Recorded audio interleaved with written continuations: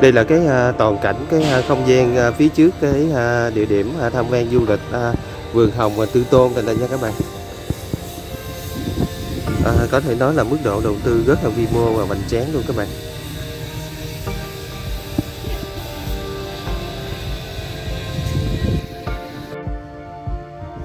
Xin chào các bạn, rất vui khi được gặp lại các bạn. Và một ngày mới thì mình xin chúc các bạn làm việc, học tập thật nhiều niềm vui và tràn đầy năng lượng.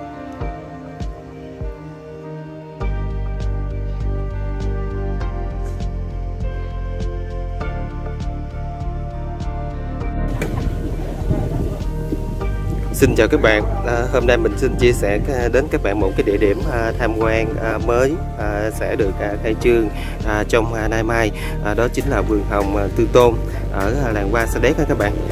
Và hứa hẹn rằng là cái địa điểm tham quan này sẽ rất là thú vị và sẽ rất là đẹp luôn các bạn. Vườn hồng Tư Tôn là một cái tên của người chủ đã lai tạo thành công cái giống hoa hồng nhung này ở Sa Đéc đó các bạn.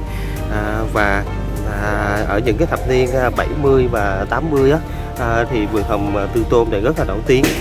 Khi nói về làng hoa Sa Đéc thì người ta sẽ nói về cái vườn hồng các bạn. Vườn hồng ngày xưa đó chính là cái vườn hồng của chú Tư Tôn này đó các bạn. Nổi tiếng một thời, và lúc đó là mình còn nhỏ thì cũng nghe nhắc rất là nhiều đến vườn hồng Tư Tôn này.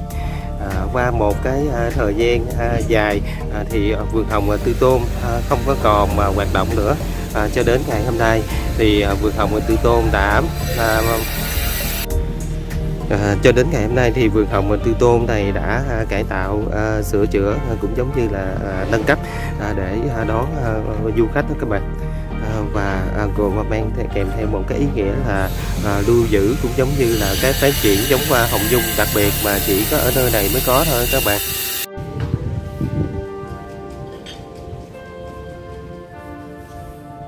Có thể nói đây chính là những cái cây hoa hồng nhung thật sự các bạn, rất là đẹp, bông nó rất là to, một cái màu đỏ rất là đậm, và hình cho nó có hoa quanh năm luôn các bạn.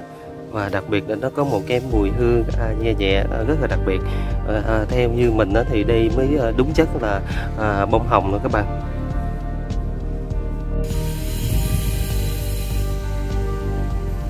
Còn đây mới chính thật sự là bông hồng nhung nữa các bạn.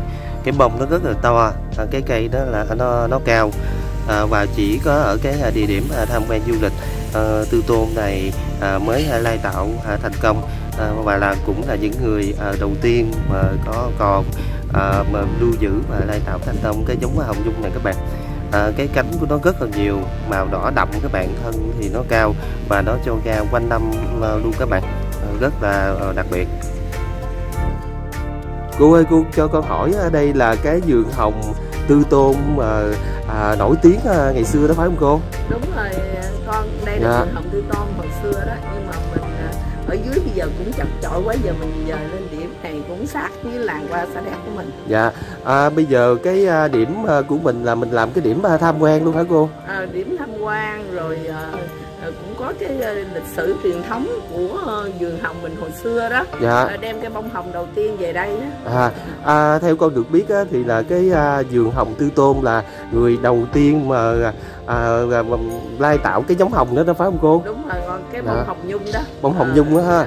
Là cái nguồn gốc xuất phát là từ chú Tư Tôn rồi đó hả cô? Đúng rồi. Dạ rồi, con cảm ơn cô. Cô ơi, cô cho con hỏi là cái địa điểm tham quan của mình đó là khi nào mình mới chính thức khai trương đón khách vậy cô? Khai trương đón khách thì cô đón khách dịp Tết Tây nè con. Tết Tây nè ha. Dạ.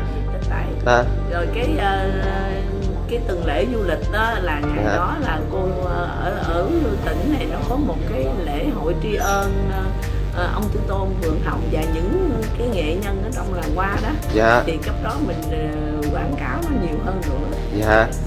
Cô hình như con thấy ở đây là cô cũng kết hợp với ẩm thực luôn hả cô? Đúng con, có bán hủ tiếu, sa đéc, bánh hồng nữa con, rồi nước uống đầy đủ hết. Dạ, dạ rồi con cảm ơn cô nha.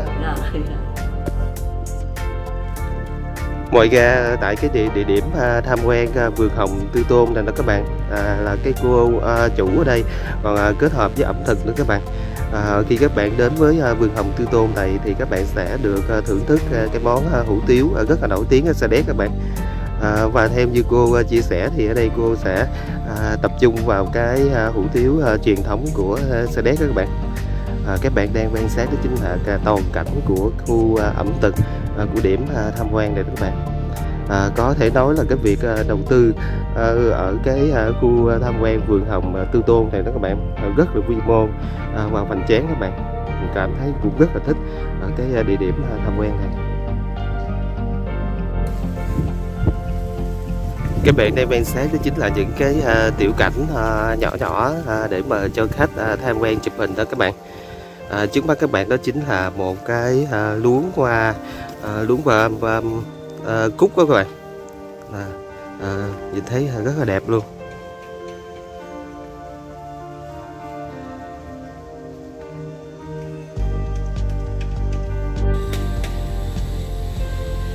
Ở cái địa điểm tham quan này có rất là nhiều những cái tiểu cảnh rất là đẹp các bạn.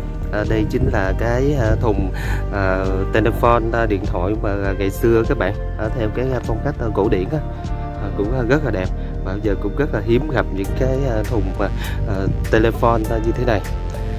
Mình đang đi qua cái khu vườn mà cái tiểu cảnh mà hoa hướng dương các bạn.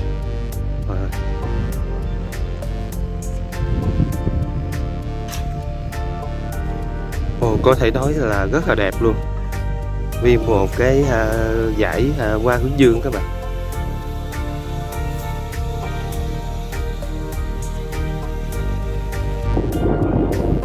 Mình đang đi trên cái cây cầu trái tim màu tím đó các bạn. Có một cái điểm nhấn của địa điểm tham quan du lịch Tư Tôn này rất là đẹp. Mặc dù ở cái địa điểm tham quan này nó đang trong quá trình hoàn thiện và sẽ đón khách trong cái thời gian sớm nhất, nhưng mà theo cái cảm nhận của mình đó là nó cũng rất là đẹp rồi các bạn. Rất là nhiều tiểu cảnh và cái mức độ đầu tư của nó rất là cao.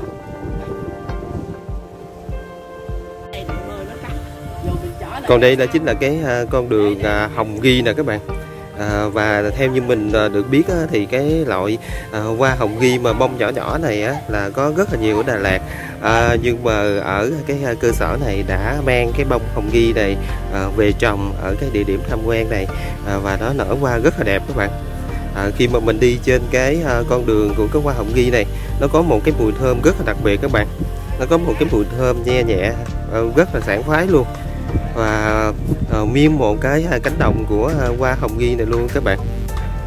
Và hứa hẹn sẽ là một cái địa điểm tham quan du lịch rất là lý thú các bạn. Riêng về bản thân mình khi có dịp đến đây thì mình cảm nhận nó rất là đặc biệt các bạn.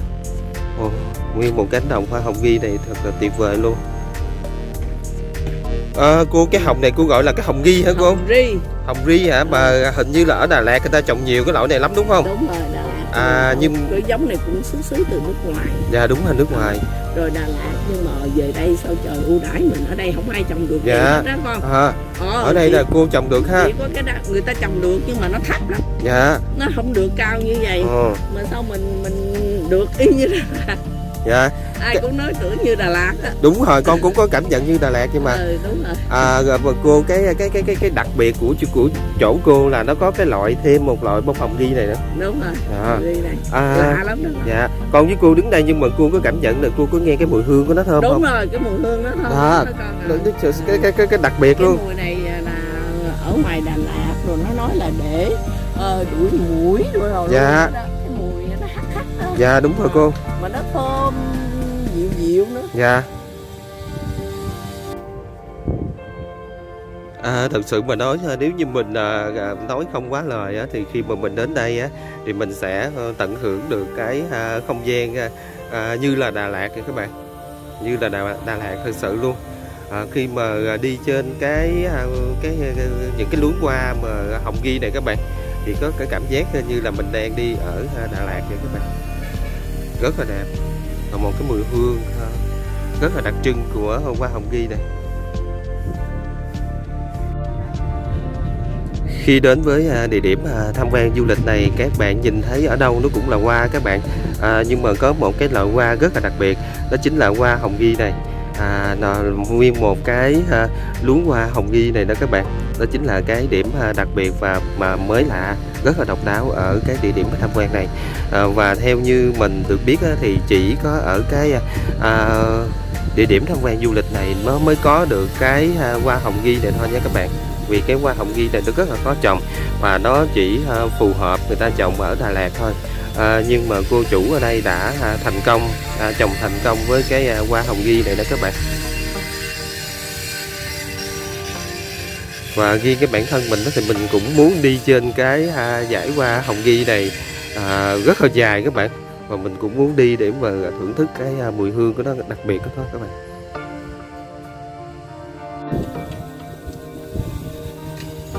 Hy vọng thông qua cái video mà mình chia sẻ địa điểm tham quan du lịch Tư Tôn ở làng hoa A Sa Đéc giúp cho các bạn có thêm một cái địa điểm tham quan du lịch vào những ngày nghỉ lễ Tết cuối năm này nha các bạn. Và video của mình đến đây là xin kết thúc và bây giờ xin nói lời chào tạm biệt và hẹn gặp lại các bạn ở những cái video lần sau.